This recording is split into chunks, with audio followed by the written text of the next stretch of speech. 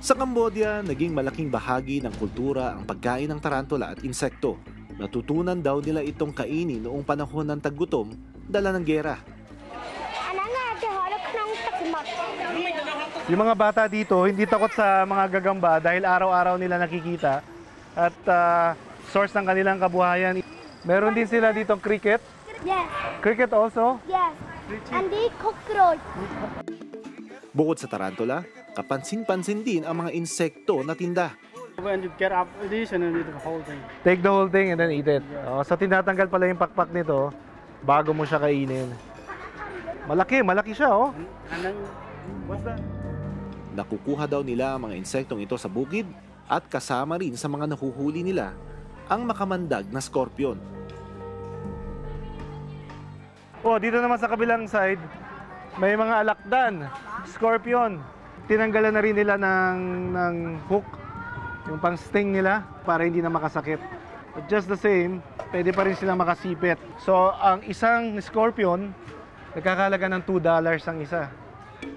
Isang alternatibong solusyon sa panahon ng matinding gutom ang pagkain ng insekto at tarantula dahil sa taglay nitong protina. Pero ayon sa pag-aaral ng United Nations Food and Agricultural Organization o UNFAO, nagsisimula na raw bumaba ang bilang ng Cambodian edible spider dahil sa nag-uumpisa na ang kaingin sa lugar at dumarami na rin ang humuhuli dito para ibenta.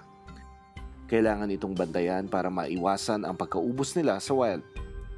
Pinag-aaralan pa rin kung anong klaseng species ng tarantula ang pwedeng kainin dahil kailangan din isaalang-alang ang kaligtasan ng tao at mapanatili na hindi sila maubos sa wild. Sa haba ng panahon, nakasanayan na ng mga taga rito ang paghuli at pagkain ng tarantula at insekto. Kung i-compare mo yung nutritional value ng arthropods, no? Like what we have for spiders, scorpions, insects with the beef, no, or pork, mas mataas pa rin ang nutritional value niya. Sa Pilipinas, hindi man kilalang pagkain ng insekto at tarantula. May mga lugar sa bansa na kumakain na ng insekto. Dito kasi sa atin, hindi lang tayo sanay. Pero kung ang tao sa atin tulad ng mga Northern Luzon, tulad ng mole cricket, tapos yung mga ants, yung termites, kinakain nila. So there is a high rate for survival and also ang diseases, no, hindi sila masyadong nadadapuan ng mga sakit.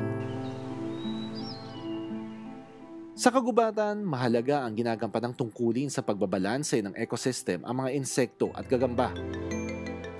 Pero pinatunayan ng mga buhay ilang na ito na kaya pa rin nilang magsalba ng buhay ng tao. Ang laki ng tiyan niya. So that means abundant yung pagkain dito.